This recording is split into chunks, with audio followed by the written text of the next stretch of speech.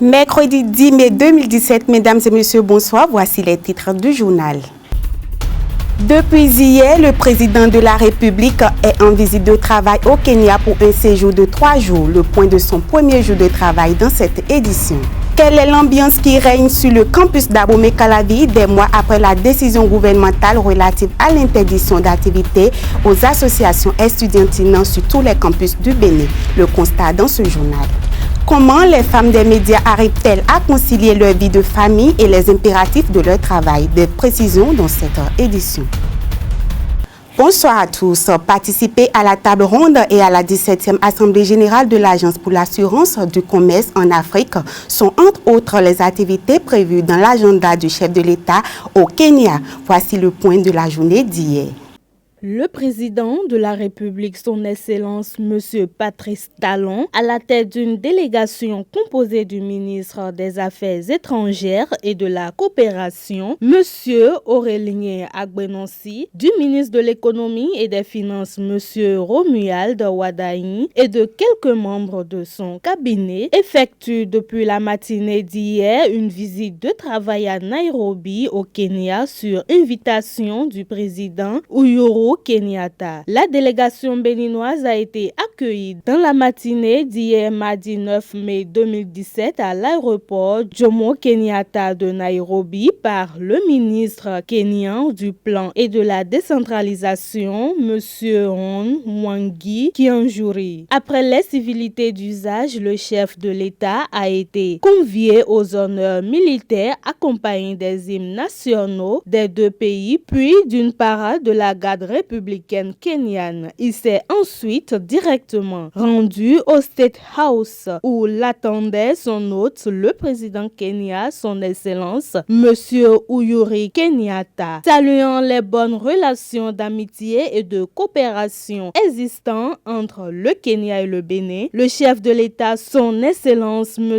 Patrice Talon, a félicité son homologue kenyan pour les prouesses réalisées au niveau des indicateurs macroéconomiques qui font du Kenya la première économique de l'Afrique de l'Ouest. Le président kenyan, quant à lui, a salué la politique de suspension de visa pour les citoyens africains mise en place par le gouvernement du président Patrice Talon et s'est dit heureux de le recevoir pour la première fois dans son pays. Les deux personnalités ont aussi échangé à propos de l'accord cadre de coopération visant la création de la grande commission mixte bénino-kenyane et dont les projets seront soumis à l'examen des experts des deux pays. En début d'après-midi, le chef de l'État s'est rendu dans le domaine agricole Karen Rose, réputée mondialement comme l'une des plus grandes fermes productrices de roses au monde, où il a été accueilli par la responsable du domaine, Madame Rebecca Kotu. Parcourant les serres de la ferme Karen Rose, le président de la République a été séduit par la présentation des lieux qui a été faite. La ferme Karen Rose a su développer en une vingtaine d'années une expertise significative en matière de production agricole et florale en réussissant le pari d'un mix de technologies bio et naturelles sur tout le processus de production et de fabrication. Le chef de l'État a affirmé qu'il serait heureux de voir une délégation kenyane sillonner la région septentrionale de notre pays qui réunit toutes les conditions pour abriter un projet similaire à celui de la ferme Karen Rose et a aussi formulé le vœu de la concrétisation d'un cadre favorisant le partage d'expériences en la matière entre les acteurs agricoles des deux pays. Au terme de cette première journée, le chef de l'État a eu une séance de travail avec les membres de la délégation à propos de la 17e Assemblée générale annuelle de l'Agence pour l'assurance du commerce en Afrique, ACA, qui démarre aujourd'hui, mercredi 10 mai 2017 à Nairobi et au cours de laquelle il prononcera un discours à l'ouverture de la session. Des mois après la décision gouvernementale relative à l'interdiction d'activités aux associations estudiantines sur tous les campus du Bénin, Esaü TV s'est rendu à l'université d'Abomey-Calavi afin de vivre l'ambiance qui y prévaut actuellement. On écoute quelques étudiants rencontrés dans la cour du campus au micro de nos reporters. Bon, il y a trop de calme sur le campus. Donc, la suspension des institutions, ne donne pas de l'ambiance, c'est-à-dire il y a manque d'ambiance sur le campus. Pour les activités syndicales, nous avons nos autorités étudiantes ne défendent pas en franchise c'est-à-dire les causes des étudiants. Ils mettent d'abord en première position leurs intérêts personnels. En particulier, s'ils défendent, ils lancent des motions de grève, on pense qu'ils défendent la cause des étudiants, mais en réalité, c'est-à-dire derrière tout ce qu'ils disent, c'est d'autres objectifs qu'ils veulent atteindre. En réalité, trouver de l'argent chez les autorités afin de laisser ce qu'ils défendent. Bon, tout est calme depuis qu'ils ont interdit d'activités aux associations estudiantines. Bon, moi, tout est calme quand même, mais moi je ne pense pas que ce soit bon parce que les étudiants ne peuvent plus riposter quand ils ne sont pas d'accord avec les décisions prises par l'autorité rectorale. On peut suggérer aux étudiants de nouvelles manières de revendiquer pour qu'il n'y ait pas des casses, du désordre, quoi. Donc, sur le campus, je vois que le climat qui règne est un climat de paix, puisque depuis que je suis venu, il n'y a pas eu de mouvement de guerre, mouvement de soulèvement. Je dirais que c'est une bonne et une mauvaise idée à la fois. D'abord, l'atmosphère est calme et ça c'est bon. Mais tout ce qu'on craint, c'est le surtaxe que nous fait nos responsables avec les nouveaux frais qu'on doit payer et tout. À part ça, l'ambiance est bonne. Bon, après l'interdiction des activités sur le campus, on peut dire que ça va un peu mieux, mais aussi les autorités s'abusent aussi un peu de leurs droits. En renvoyant les étudiants sans gain de cause, on n'arrive pas à trop savoir pourquoi ils ont renvoyé certains étudiants. Donc les autorités aussi s'abusent un peu de leurs droits dans ce sens. L'interdiction des activités des étudiants, des autorités étudiantes, ça compromet aussi un peu la vie des étudiants sur le campus parce que les autorités aussi abusent un peu de leurs droits. L'interdiction des activités estudiantiles sur le campus, ce n'est pas une bonne chose parce que ça a beaucoup d'impact sur les étudiants. Par exemple, si nous prenons toutes les facultés maintenant, vous allez voir que ça ne va pas. Et la fois dernière, on a fusilladé un étudiant sur le campus avec la manière dont les choses se sont passées au niveau du tribunal d'Abomey-Calavi, ce n'est pas du tout bien. C'est tout comme s'il n'y a pas de juge dans le pays. Ça ne va pas avec les étudiants que le gouvernement prend conscience que l'interdiction des activités sur le campus, ça a beaucoup d'impact sur les étudiants. Et ce que le professeur Bissens est en train de faire, c'est pour détruire la vie des pauvres étudiants que nous sommes sur le campus. Bon, selon moi, il n'y a que des impacts négatifs, parce que depuis que tout a cessé, vous le constatez, les bus ont commencé à fonctionner, il n'y a pas de sécurité, tout est laissé. Les étudiants se débrouillent comment est-ce qu'ils peuvent. Rien ne fonctionne selon moi. Selon moi, rien ne fonctionne. Les femmes des médias se sont fait remarquer positivement lors des festivités marquant la Journée internationale de la presse. Dans l'exercice de leur métier, ces dames journalistes, communicatrices et autres n'arrivent pas toujours à trouver un équilibre entre la vie de famille et la vie professionnelle. Reportage. Concilier travail et famille, la réalité ne leur facilite pas la tâche. Les femmes des médias sont partagées entre la famille, un poids social, et le travail qui est une source de rémunération et de valorisation. Du tout facile. Donc, je disais tantôt, même en tant que fonctionnaire, je suis appelée à bien garder mon foyer, à m'occuper des enfants, de mon mari et encore à venir travailler au service, ce qui n'est pas facile. Mais tout est une question d'organisation. Ce n'est pas aisé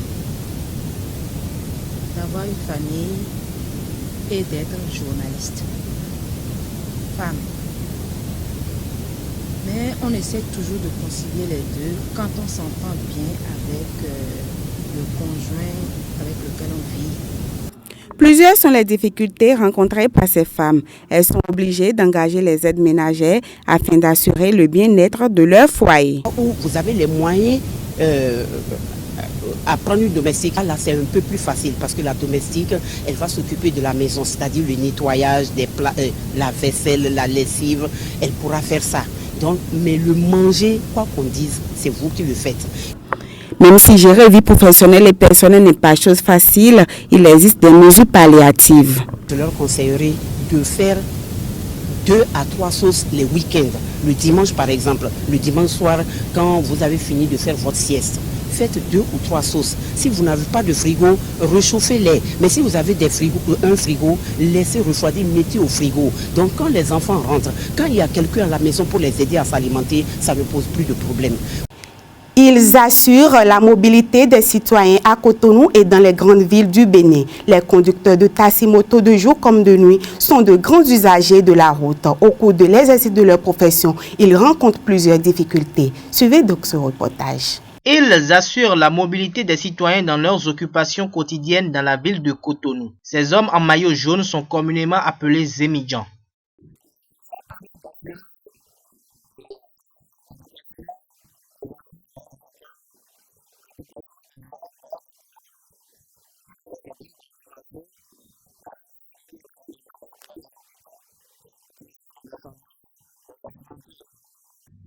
Les Zémidjans sont très en contact avec la population. Ainsi, ils constituent une véritable source d'information et de communication.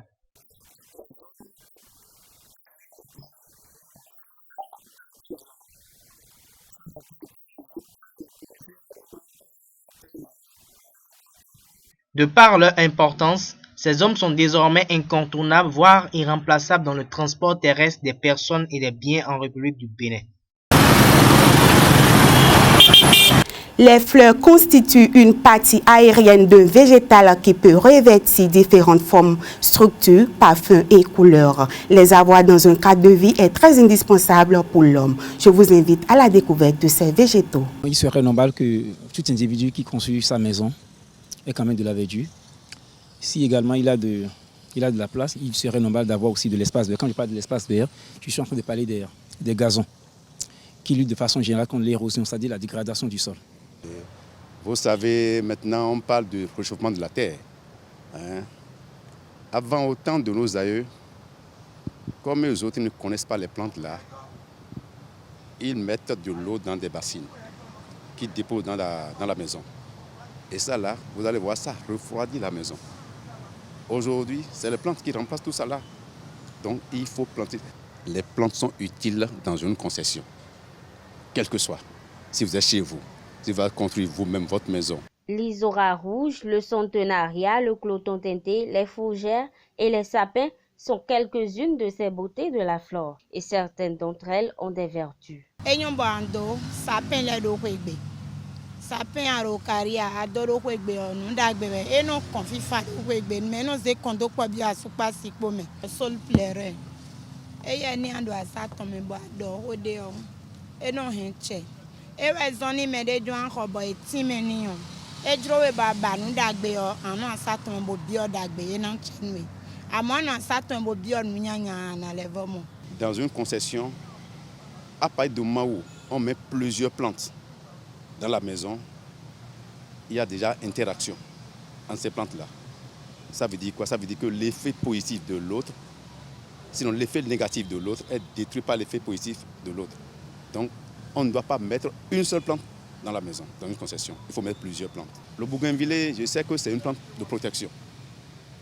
C'est pour ça que quand vous allez au Ghana, par exemple, vous avez ça là, dans presque toutes les maisons. Et ça retombe sur la clôture.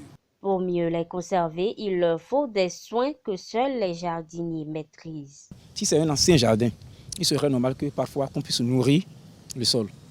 Acheter des fientes et mettre de l'engrais foliaire et mettre pour permettre à ce que les plantes puissent développer. Vous voyez, les fientes de lapin régulièrement, mais ce n'est pas très conseillé, de l'engrais chimique, ce n'est pas très bien. Donc, si vous allez parfois dans certaines maisons, vous voyez que les plantes sont parfois chétives, les plantes qui doivent prendre normalement, qui ne prennent pas, les plantes qui doivent fleurir, qui ne fleurissent pas. Cela est souvent à la base du fait que il y a une faute, il y a une faute de l'installation de base. Soit le jardin est vieux et puis il n'y a pas de bon suivi. Quand vous rentrez dans une maison où le propriétaire vous demande à lui faire un plan de jardin, Ou bien, voilà, je te donne, tu vois, c'est la maison ça. Regarde et propose-moi quelque chose. Mais quand vous dites ça là, il faut pouvoir créer. Il faut sortir un peu de l'ordinaire. Créer des choses pour amener le client à vous suivre, à accepter votre devis. Il faut noter que le jardinier est un créateur et un décorateur. Ainsi se referme ce journal sur votre Web TV. Restez connectés pour la suite de nos programmes. Bonsoir.